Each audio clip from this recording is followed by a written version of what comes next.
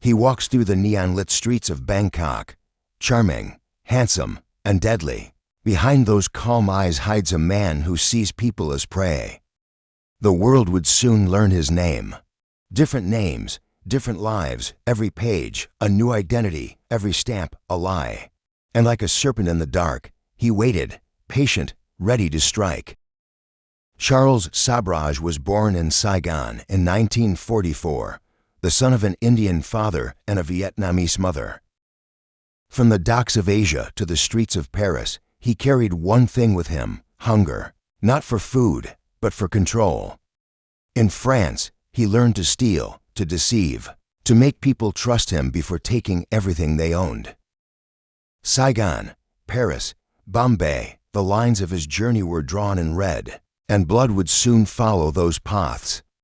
Behind the wheel, he smiled, not at victory, but at how easy it was to fool everyone. Bangkok, 1975, the era of hippie travelers and the hunting ground of a predator in disguise. "You look tired," he'd say kindly, as a drop of poison fell into their drink. Moments later, silence, another soul fading under the weight of his charm. The bodies washed ashore. The press called him the Bikini Killer. And while the world screamed for justice, Charles lit another cigarette and disappeared into the crowd. He crossed borders like shadows cross walls, unseen, untouchable. Interpol traced forged passports, trails of cash, and a web of death spanning continents. Interpol finally connected the dots, from Paris to Bangkok, from Nepal to India.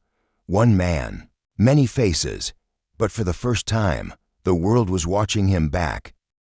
From Bangkok to Paris, their radios crackled with one name: Charles Sobhraj. Every border watched, every passport checked, every face compared to a dozen disguises. The net was closing, but the serpent was always one step ahead.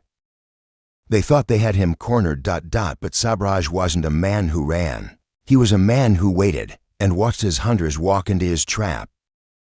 The serpent thought he was safe, another false name, another night. But the hunters had learned his pattern, and this time they were already waiting. The hunt was over, but as the handcuffs closed, he smiled, not like a man caught, but like a man who had already won. They locked him away, but not his mind. Behind every bar, he was already planning the next escape.